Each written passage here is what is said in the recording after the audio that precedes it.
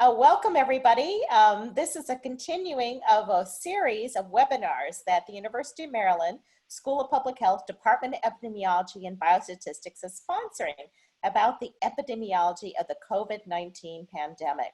We're very pleased today to have someone who has been working with us in various ways with the School of Public Health, a fellow epidemiologist.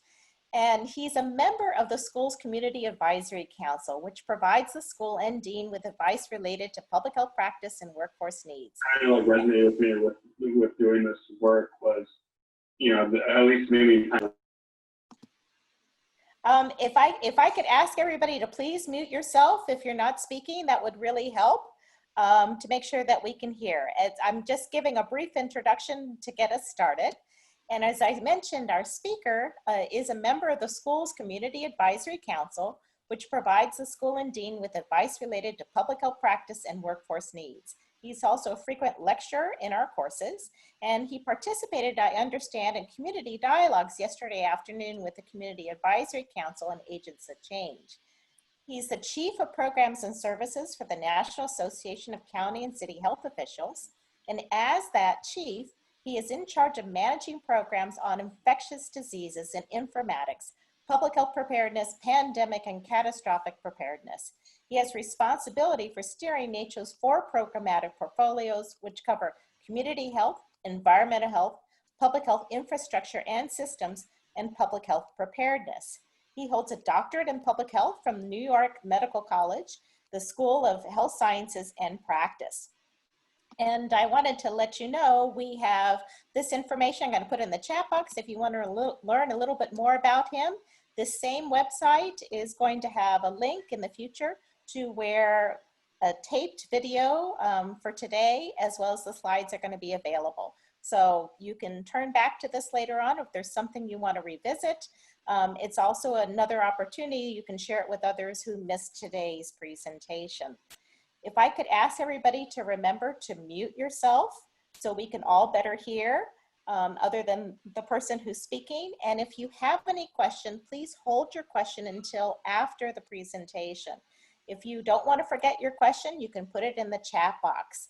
This is intended to be a dialogue, a discussion, and it's an opportunity for us to learn from each other. This is rapidly changing, and I so much appreciate our speaker today because, as he was saying, literally, he's changing things to the very last minute for his presentation. If you picked up the news today, you learned that Texas has decided to roll back their decision about opening up bars. It is a day-to-day, hour-to-hour, minute-to-minute, and perhaps second-to-second rapidly changing scenario. So we greatly appreciate the opportunity to join together, and we will start. I'm turning it over down to our guest speaker. Thank you so much for being with us, Oscar.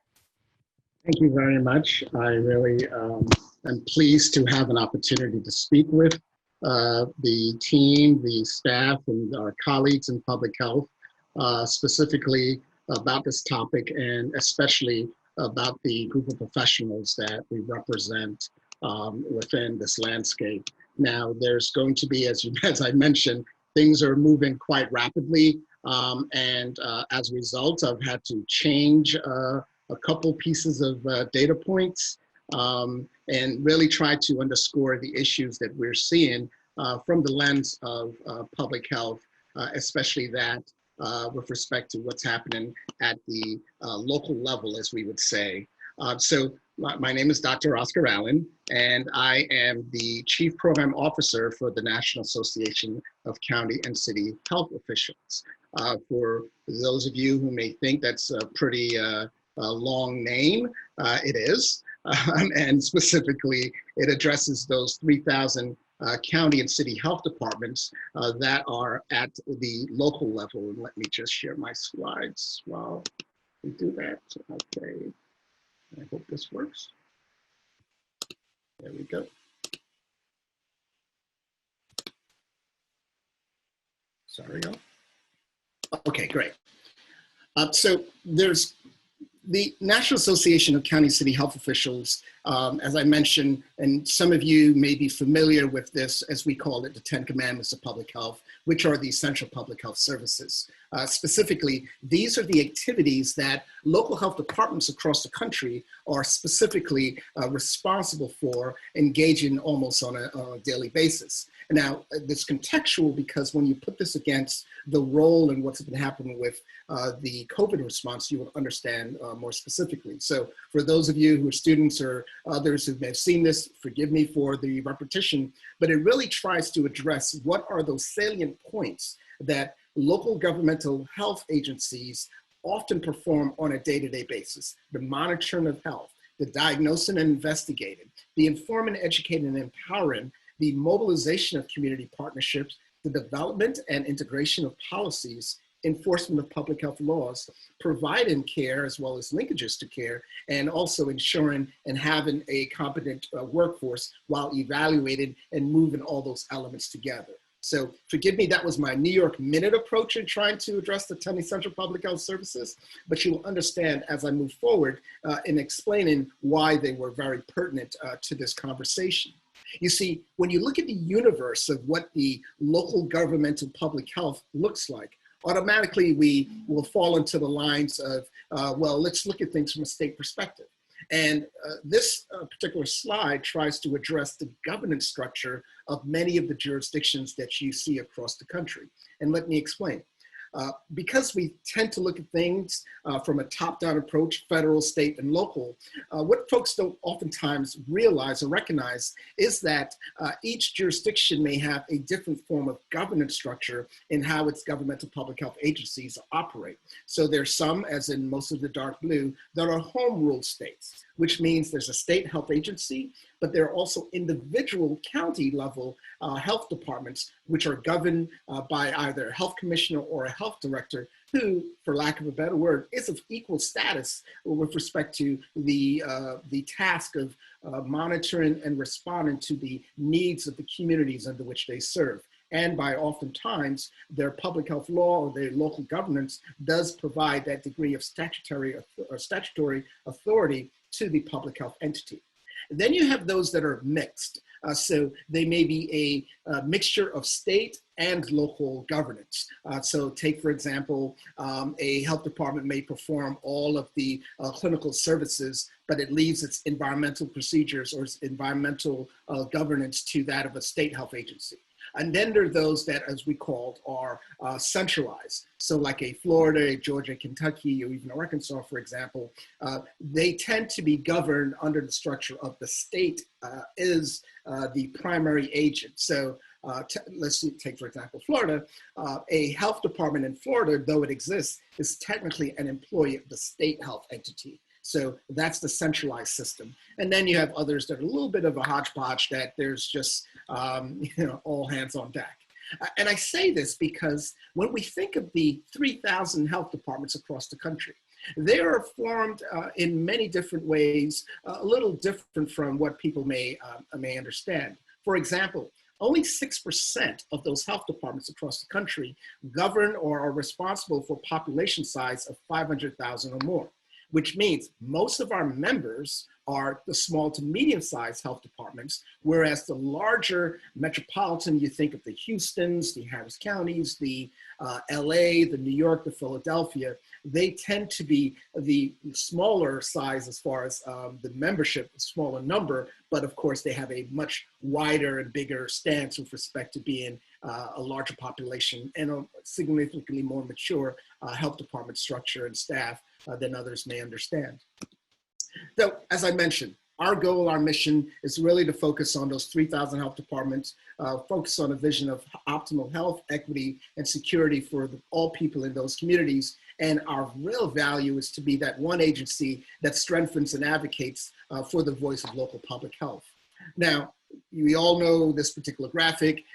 When you think about the lens of pandemic, I pretty much use and copy this from one of the an online infographic, which talks about the death toll that we've seen over the course of time as a result of several pandemics, at least the larger four that have really caused death and destruction in the history of mankind.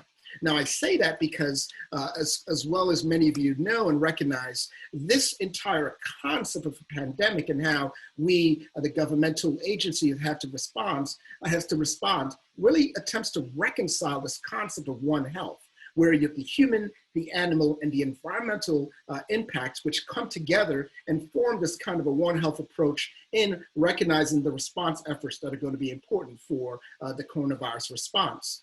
And not to belabor the point, but we know that there are 7 human coronaviruses, of which the more recent one, SARS-CoV-2 or COVID-19, is the most recent one on deck, and illustrative again of that kind of One Health approach where you've moved from an epizootic, from an animal reservoir into the human population. So when we think about the role that public health agencies have gone with respect to their need and their desire to really try to impart change in response to pandemic or epidemics, et cetera, the Spanish flu of the influenza outbreak, a pandemic of 1918, illustrates this point.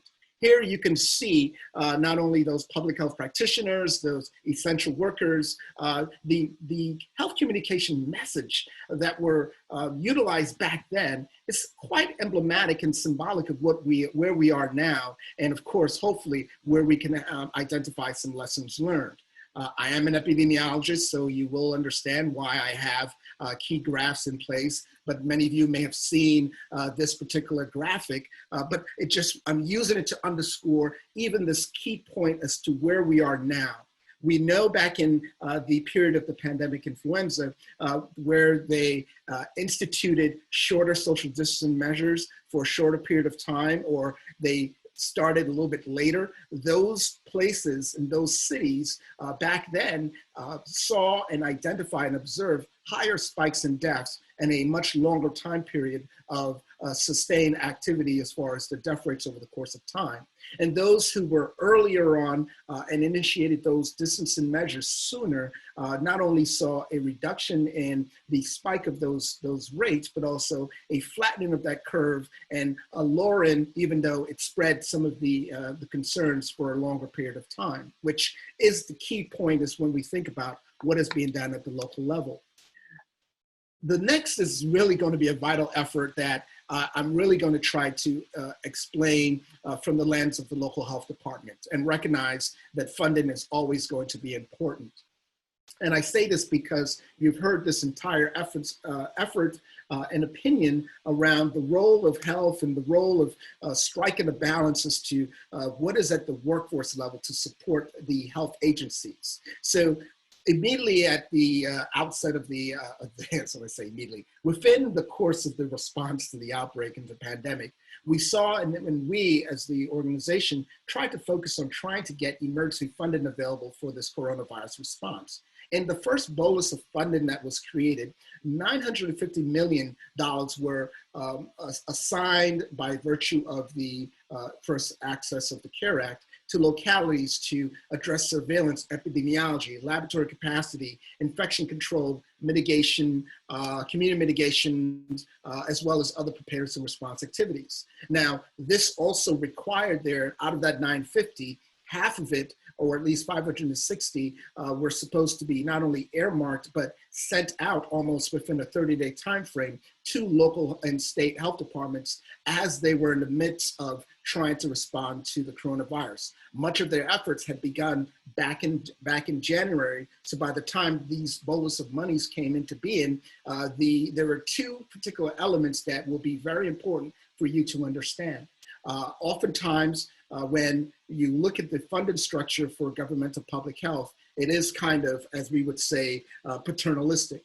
You have the federal agencies, which is oftentimes the CDC, which has provided funds. They have mechanisms where they in turn fund the state health departments, who in turn fund the local health departments by a certain degree of formula or calculations. So a health department, for example, may get they may get an amount of funding that equates to the per capita population in their jurisdiction. So if you have 211,000 people, you may get $211,000 as just one example. There's also the opportunity if you are a directly funded city, meaning you are a very large and mature health department to that extent, you will receive funding directly from the CDC to those major city health departments and essentially bypass the state agency. So recognizing that, and you'll understand why I'm speaking to this to a little bit longer than you probably are accustomed to.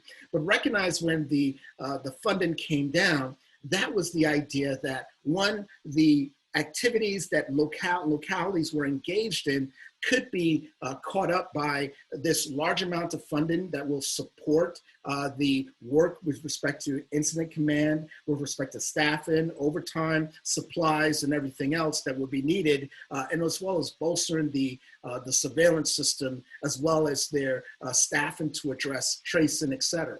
The other pieces, as you know, went to vaccine development, cures, and as well as treatment methodologies that were brought into place. And as we see, when these monies start to flow, there is the $45 billion that went to the federal agencies, the $1.5 billion to CDC, $500 million for data modernization, which is another topic for discussion, $90 million for Wine White, $250 million for hospital preparedness. I say that because I also would like you to really, when we discuss what's been happening and the lessons learned, think about this next element of concern. We have seen over the course of time a significant reduction in the local health workforce. We have anticipated that that workforce has shrunk by 23% since 2008.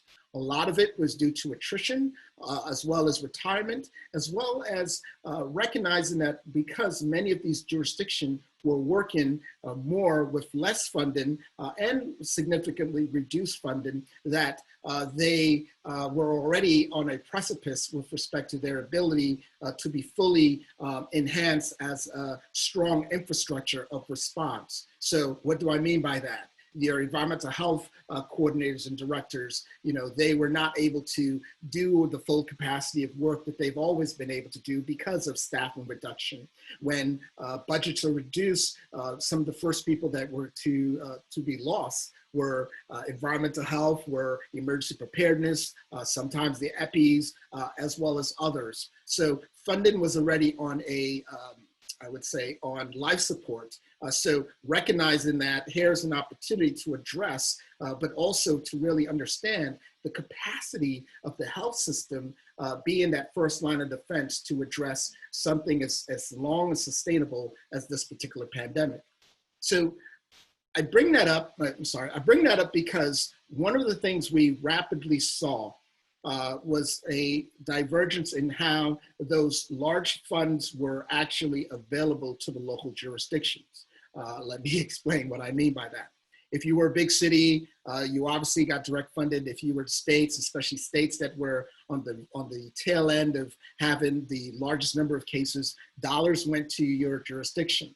The way those dollars were then sent down to the local health department to sustain their local efforts varies depending on the jurisdiction.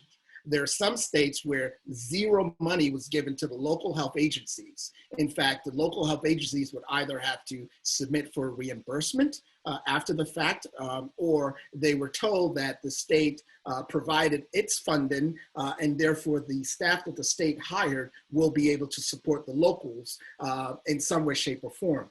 You can no doubt understand why that variation isn't necessarily optimal, because if you're at a local health department where you're seeing an increase of cases, and for example, you need 3 nurses, 2 epidemiologists, and maybe another 5 environmental health specialists, saying that there's a state person to handle all of those activities or coordinate those activities, not at the ground level where you are, can cause some angst and consternation. So those were some of the areas that we saw that was kind of problematic with respect to how the jurisdictions were met with inequity with respect to how the funds were actually distributed. And in most cases, the monies were spent up before they were even in the hands of the locals. So when I discuss that, the next prevailing conversation comes into the role of the health departments and the resources that they've had at their hands in order to really fight this good fight. I know Dr. Carter-Protas had provided a link in our chat room, I believe, but we also on our NACCHO site, we actually had deployed a research data lab for local health departments to really address their needs and in some way trying to provide them with tools that would be helpful in their decision making. So it's more than just saying, what data do you have as far as the number of cases and the number of deaths? As you all can see and realize, we see those things being reported on a daily basis. It's the threshold, it's the guidance by which a local health department official and staffer will have the requisite information to be able to make strong planning as well as decision-making processes using the best data that they had to be able to affect change and address some of the issues at the ground level. So, some of the best practices that I can speak of specifically. We know in Houston and in Dallas, for example, the health departments partnered with local homeless shelters or places that provided food pantries to be able to rapidly rapidly staff the ability to do community-based testing. The community-based testing, as you more likely have heard, was formulated in 3 prongs. They were supported by federal entities. FEMA rolled out community testing in some areas. The states tried to support that, and a lot of it was executed at the local level. I'm not going to lie, there were several scenarios where the coordination was not as well equipped as the locals would have liked, meaning when the feds and the states rolled them out, they weren't necessarily inclusive of local support or local impact. But in those scenarios where we do know that it worked, we did see an ability to address testing at the local level, focusing on partnerships that will be helpful as I go back to the decision making. If you know where your vulnerable populations are, and going back to those 10 essential public health services that I mentioned, local health departments have always been in that space of identifying where their communities at risk and their communities of concern are. So therefore, that is one of, as you would say, your best subject matter experts to be able to foster the engagement with local communities and effective change and assessing ways of addressing the threshold for response and recovery.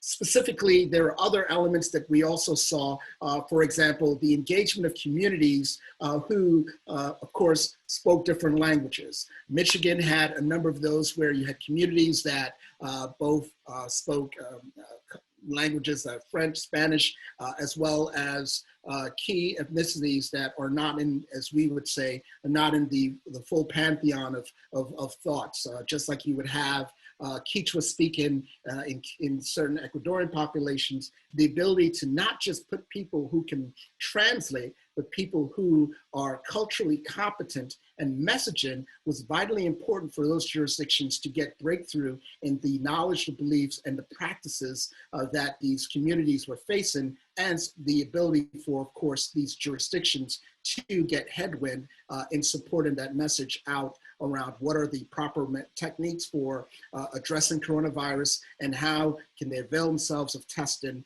as well as the other circumstances that we see before us. I bring up this particular slide because from an epidemiological standpoint, it actually speaks to some of the countervailing issues that jurisdictions and local public health has had to face. Many of you have probably heard this whole messaging around the Apple-Google interface, the digital contact tracing, and the ability to really use the technology around Bluetooth, et cetera, to address contact tracing and exposure assessment. Now, I bring this up because in actuality, this is a perfect example of the need to better integrate local governmental public health in much of these strategies. as many of you heard, and even the public itself, the perception is that there's an app on your phone that's automatically going to communicate to jurisdictions and report whether or not you either have an exposure or whether or not you are somewhere exposed to coronavirus. But in actuality, the way the system was developed was to utilize some data technologies that exist within phone systems, which can be activated, and the user utilizing an app that is developed by public health can either opt in to report or share their information if in fact they are diagnosed and receive information that they are in fact an individual who has been exposed or may have become a case of COVID. Now, I'm going through this laboriously because the key in this particular strategy is that the public health agency is tasked with the responsibility of creating these applications to utilize the Google Apple technology to assist them around the expansion of their traditional means of contact tracing. And that even of itself shows some disparity of effort, because automatically that means this authority and this ability for the development of these digital tools lies in the hands of the state health department, with minimum impact or minimum inclusion of the local health department, who at times they themselves are trying to find what systems are in place to assist them in addressing their local needs. And I say that because when you look at the current status of the epidemic threshold within the last 2 weeks, number of new cases per 100,000 within this time frame, we're clearly seeing where there are significant hotspots in communities, and how, from a county perspective, it points to a prevailing concern as to what are those tools that are going to be important to address the needs and safety of those jurisdictions, and how have they amplified their collective efforts to really try to be on the winning side of this particular message. And I'm going to stick on this for a minute because I want you to be able to see the visualization around this particular number of new cases per 100,000 within the past 2 weeks alone. Here is the point I want you to hear and somewhat feel as you look at this data, not only from the perspective of that of the epidemiologists and saying, well, this means I must do this, I must do that. But I want to paint the picture against one of the other sides of this coin that we have been seeing with respect to the impact and the success stories, and in this particular instance, the negative outcome of the experience that community health practitioners and community health strategists, such as the local health departments, have had to face. Within the past 3 to 4 months, we have seen upwards of 30 or so local health and state health officials who have been fired, forced out of their positions, forced to resign, receive threats by virtue of the fact that they have stuck to the science of public health and in the strategy of really emphasizing the need to have better social distancing, the need to shelter in place, and the need to exercise the utilization of masks and other tools that most of the tools that we have in our collective disposal to address the spread of this disease. As many of you know, this slide looked differently a number of months ago, where, for example, the Northeast had a much higher content with respect to being high in the number of cases, especially being from New York. I can say New York as well did show a significant high as being the epicenter of cases. But once again, if you think about each of these sections here representing local county government, when they themselves are at the ground level trying to interpret guidance from our federal agencies and our federal partners like CDC, trying to communicate with their providers, both in the healthcare sector, in addition to the community members, in addition to business practices and businesses, et cetera. When you think about the collective effort of how normally public health is viewed as the unsung heroes, the individuals who are behind the scenes working diligently to stop outbreaks, to address the needs of prevention techniques, of reducing the overall impact of chronic conditions, or to a certain extent, messaging around the issues of health inequity and disparity to really champion the voice of turning the tide of having your zip code being synonymous with your length of life and your length of quality period of health. So here you have this cotillion of folks who are working every day for the past 5 months or so, plus 100 days, to address these needs at the local level with minimum support in some cases, with poor funding in others, but now they're trying their best to do what is right from an altruistic standpoint, and have been now targeted and vilified and have become the villains, whether you look at news or social media, but they have essentially become the villains in some cases threatened because they have just the heart and soul of those essential public health mandates at heart.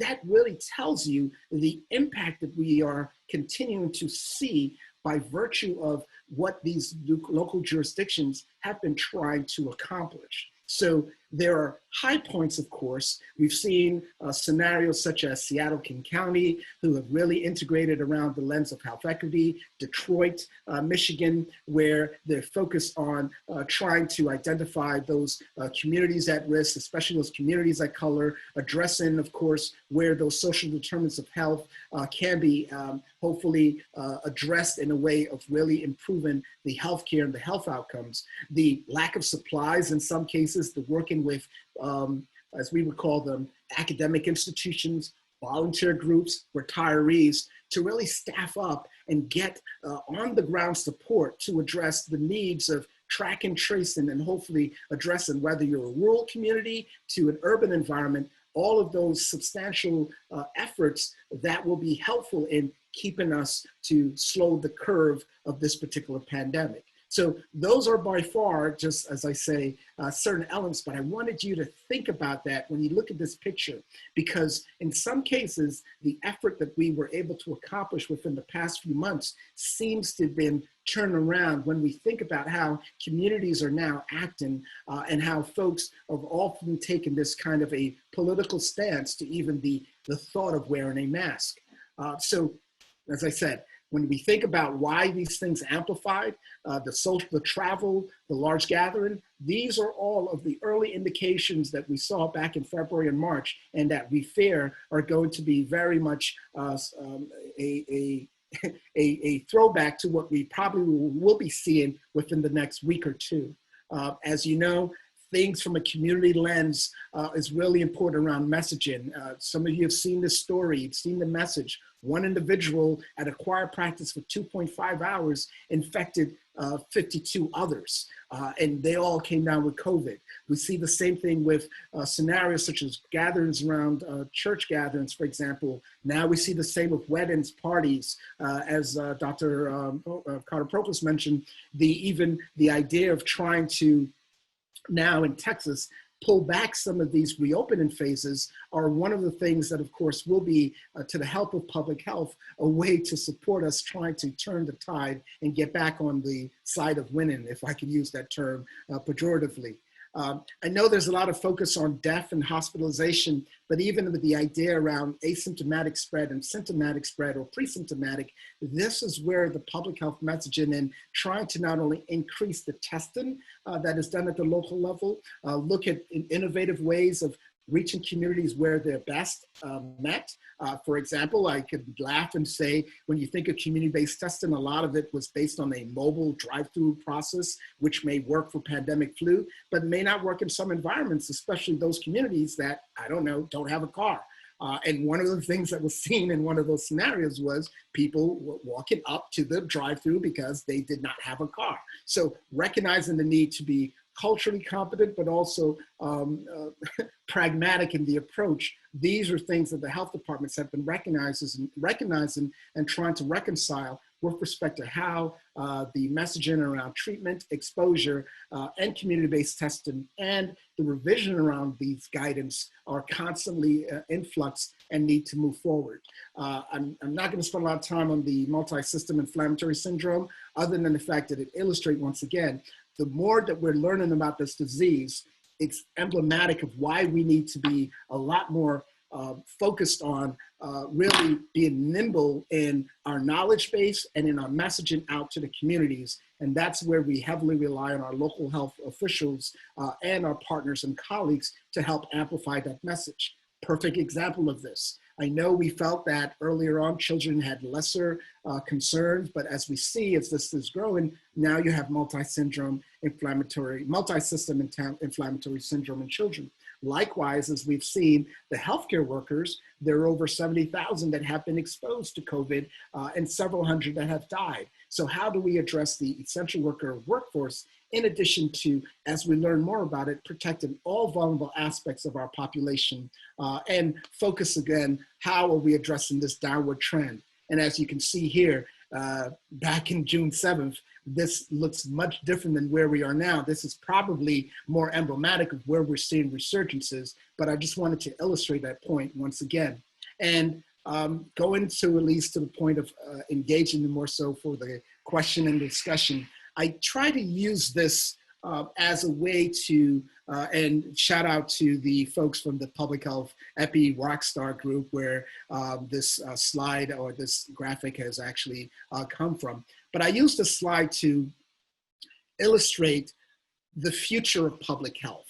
And I say that because when we think about the impact of COVID on our lives, there's almost a pre-COVID and a post-COVID stance that we have to understand. So with respect to COVID, the responses, the best practices, the techniques, and the solutions, they're constantly going to be vested around innovation and, of course, the alignment of the staffing and the ability to address this wave of mortality and morbidity that we're going to see acutely associated with COVID. Then we also have to recognize that there's that urgent non-COVID conditions. And I think you've seen in recent MMWR, the impact on non-COVID related emergency room visits had kind of dropped down for several reasons. One of which, of course, being the concern of folks, even if they were critically ill, choosing not to go to a hospital because of their fear for COVID or contracting COVID was a little bit higher than their fear of having a life-threatening urgent non-COVID condition. Then we also have seen that suppression, but with the anticipation of seeing an increase of the chronic conditions that we all have been trying to focus on, many of which have been exacerbated by virtue or even amplified by virtue of the COVID reaction. But those chronic conditions, which have been the #1 killer of individuals in our communities, as well as some of the primary means of attending to the focus of our local health departments, that's also an area of attention that we anticipate and have been trying to track to move forward. But I think this fourth element, which is that of the mental, behavioral, psychosocial, whether it's tied to mental illness or with respect to those that are on the front line, burnout, or even, as we say, pandemic fatigue or economic concerns by virtue of the recessions that we find ourselves, that by far points to a much larger wave of effort that we have to be prepared to address, whether it is from the essential worker side of the coin or as we try to rotate into a non-crisis approach into a more sustained effort that tries to manage this particular set of activities moving down the pipeline. So I want to pause there and entertain questions if I'm permitted to do that, but just wanted to at least address that from the lens of where we sit in the spirit of local health departments, and more specifically, how we're able to, of course, address key elements of concern, but also practice-based effort that really can point to the ability for us to sustain this overall response to COVID. Thank you so much for your presentation. I was trying to keep up with the resources and I posted them in the chat box just to let people know. The MMW article on the impact of COVID-19 on emergency department visits, I just posted that. Also, Steve Ault had a question about what CRM is, and I put a link to the description of what New York is doing in contact tracing, client resource management, in case somebody wants to delve into that. I also included a link to the NACCHO, the impact planning website, so people can see it because you were showing it on your screen. Just letting you know that's what I've shared so far, as well as a link to your BioSketch and the previous webinars and the upcoming one. So just letting you know, that's what I've shared right there. I have a burning question. I don't know if I get to ask a question since I'm moderating. Is that okay? Moderator's discretion. Okay, all right. Well, the question I have is, everybody right now is thinking about summer vacations. And as you know, AAA and others are trying to get information out about restrictions, but I found it very puzzling about what Alaska's doing.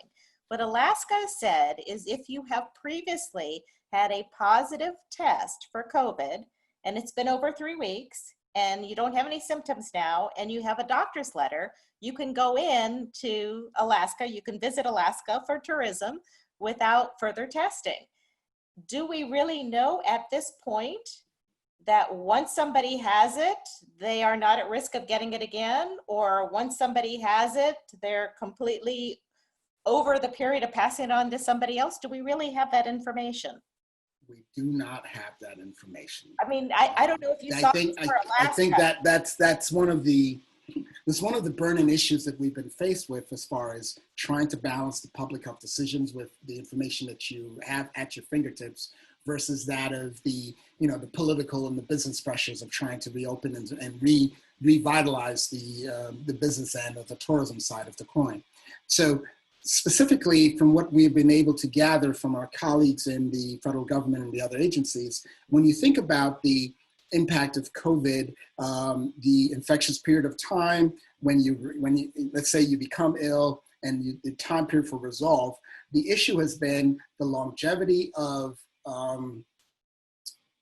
whether your antibodies provide you with any long-lasting, or I should say not long-lasting, of the period of time that it will take to say that you have some degree of immunity. And the science is still out on that for several reasons. One, we recognize that when you use the scenario of let's say MERS and SARS, that there was actually waning immunity that existed using those cousins, right? So this is new, we don't know, but the scenario is that the extension of the period of time around when you can, quote unquote, be either protected or can you be reinfected, we're still trying to determine. As you're hearing, there's some people that say, hey, I've gone 30 days and I still asymptomatic, I'm still shedding, or I'm still, detecting virus versus, so it's very difficult to say that. And we will not categorically say that, oh, you've got it, you're good, because there's just so much unknown.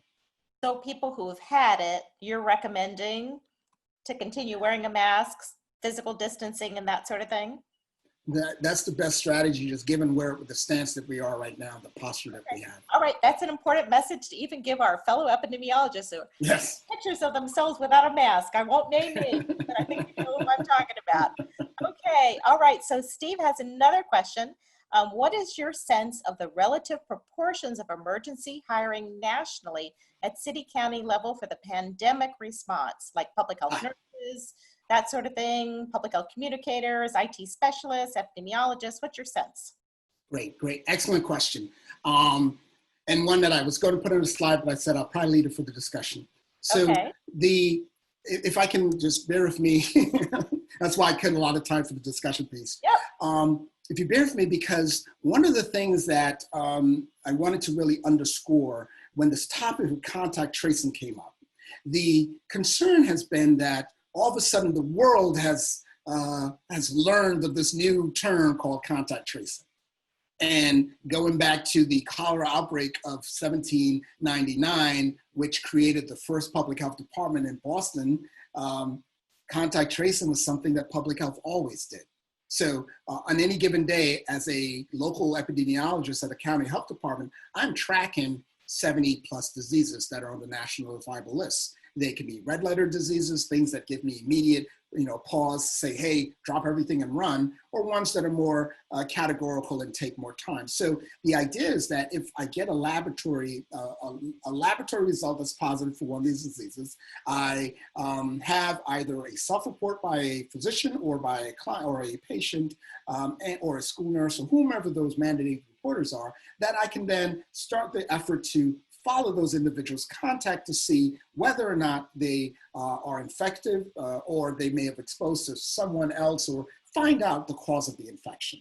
So when you think about that, this whole concept of contact tracing, where everyone's like, contact tracing is the answer, really was problematic and remains problematic in the way it was implemented. It wasn't as a support for the buildup at the local level.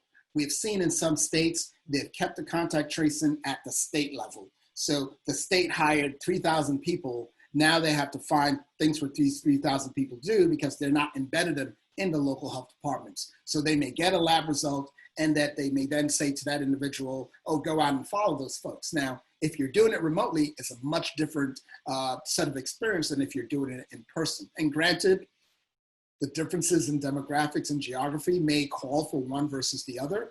But in my county, when I was an epidemiologist and we were dealing with contact tracing for TB, the ability to send a community health worker or a disease intervention specialist, or even myself or a community nurse into an area to talk to an individual about their exposure points and messaging and managing that is very resource intensive, but it also takes that training and that capacity to ensure that people are saying the right things and doing the right things. Now, you also have to look at the infrastructure needs and the technology. There's been all these tools that have been brought up, whether it's tools such as SerAlert that are based on utilizing text messaging, web interfaces, given a lot more of the ownership of the individual to respond back on their signs and symptoms on a daily basis within a certain time frame, so that you're reducing the amount of staff that you actually have to physically follow up with an individual if they're in fact are okay.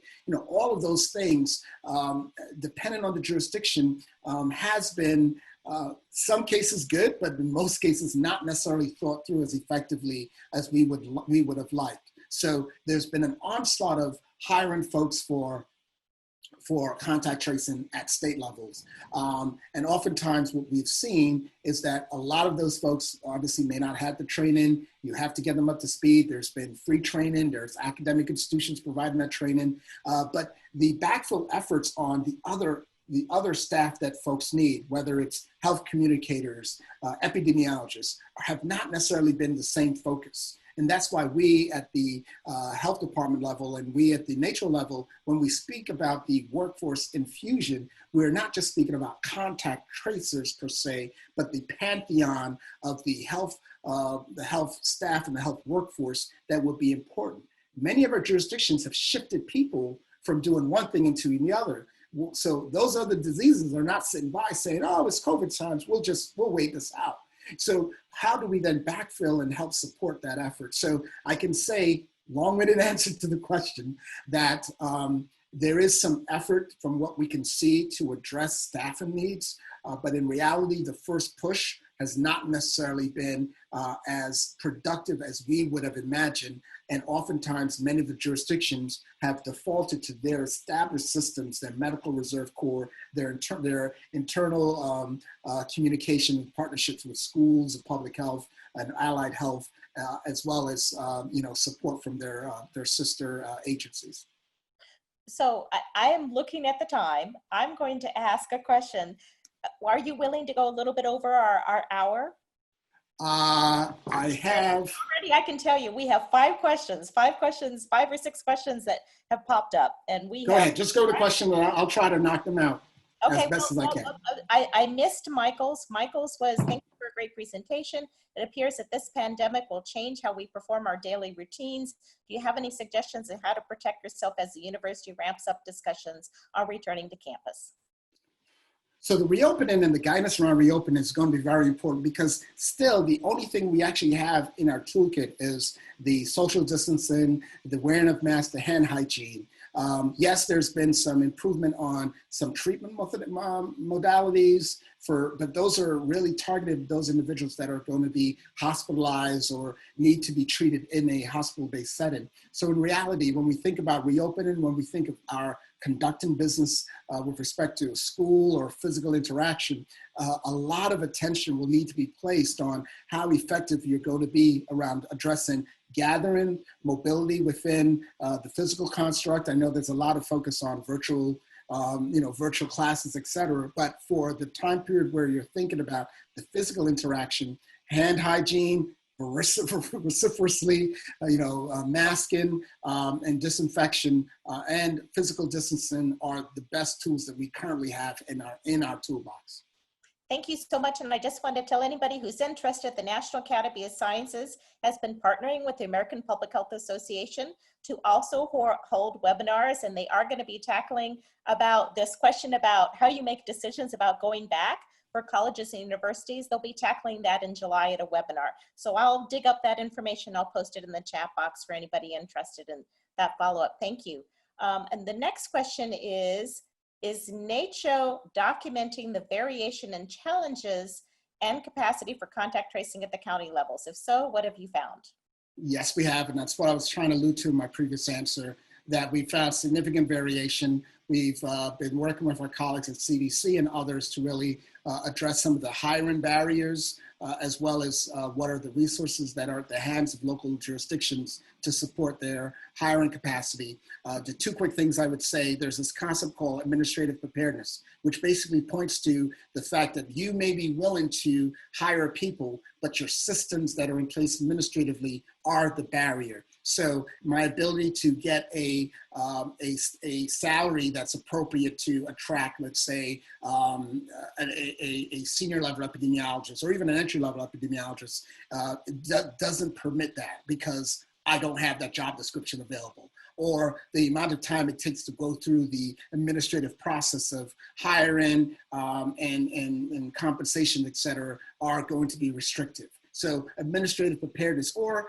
I'm sorry, a third example of that is the guidance that you have for your grant-funded opportunities are so restrictive that it doesn't permit you to be able to be flexible or to be as robust in attracting the staffing that you would need or the supplies that you would like to get accomplished. So administrative preparedness is one. Secondly, it's the funding support with and without restrictions that have actually been, as I mentioned before, problematic.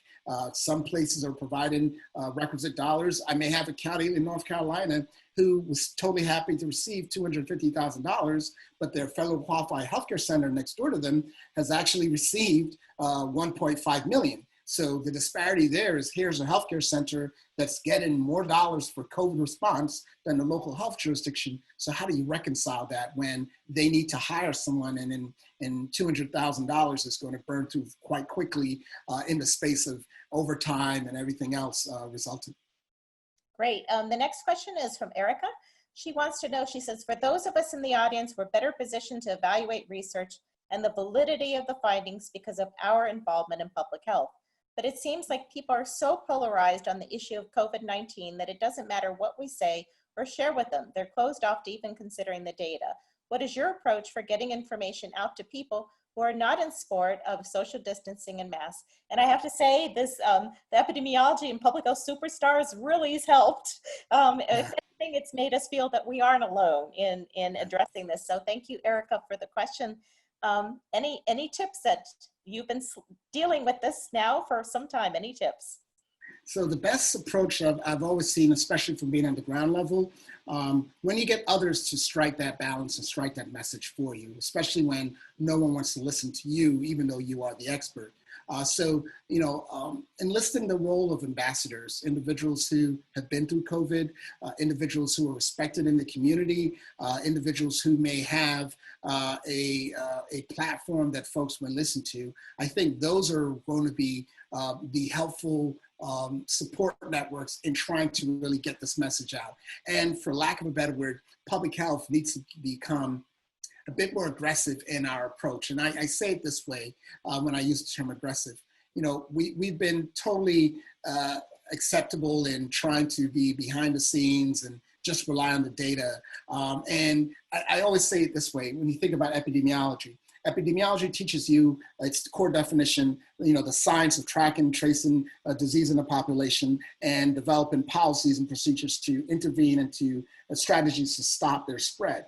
But I think oftentimes we lose sight of the policy, the strategy side, because we rest entirely on the concept of saying, well, we just have to show you the numbers and you should be able to understand that our numbers are apolitical and our science is, and we can see it's being used against us. So we truly, and not all of us are going to be ready for this, but we truly have to figure out within our ranks the ability to focus on that transition of the policy side, of the voice of the strategizing, and being a bit more aggressive in our collective angst. Because if we just sit by and wait for folks to interpret the data for their own perspectives, then we are just as much at fault for being silent to that extent as in doing nothing at all. Great, thank you. Steve Alt has another question. As an opportunity for lessons learned, does NACCHO have a counterpart organization in Canada to whom you could reach out for exchange of experiences and strategies? He says, I recognize our healthcare systems are very different than Canada's, but perhaps the public health systems have more similarities where lessons can be interchanged. Yeah, I believe there's a Canada Public Health Association. I have to go back and see the name because I did meet some of the leaders there at a conference a few years ago when I was in Toronto. So what I'll do, Olivia, I'll send you the name of that group so you can share it with the gentleman who asked. Great, and we have one remaining minute, so if that's all fine. Let's go for it. You've been trained as an epidemiologist, so what would you tell students? What courses should they be taking? What training should they reach out? What sort of things are you drawing upon to deal with this current crisis right now in your job? If you're doing it all over again, what sort of things would you do again?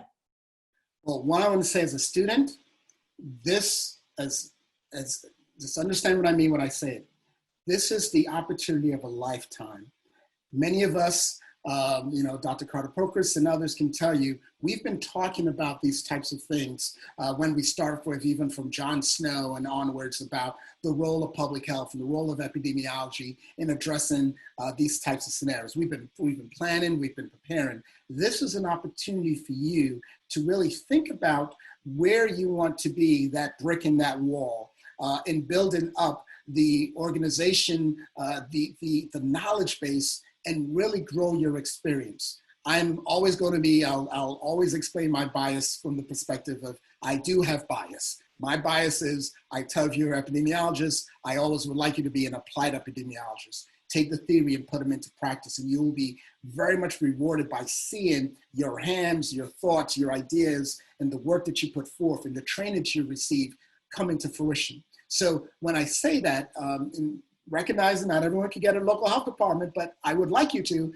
if you really think about the role, your interest in public health and epidemiology, I think this time period and the opportunities that are put forth now are really ripe for that opportunity to build your skill sets, to be mentored by individuals who are dealing with the process right now, and who, in all walks of life, are able to hopefully provide some input. And whether it's social epidemiology with respect to the impact of racism, social determinants of health, the inequities and disparities, that's there. Whether it is environmental health, those things are there. Whether it is social and behavioral health, the mental health side, there's elements that are all there that are ripe for you to really sink your teeth into and focus as far as where you can fit in and gain the experience and be part of that altruism that we see in public health, make some effort.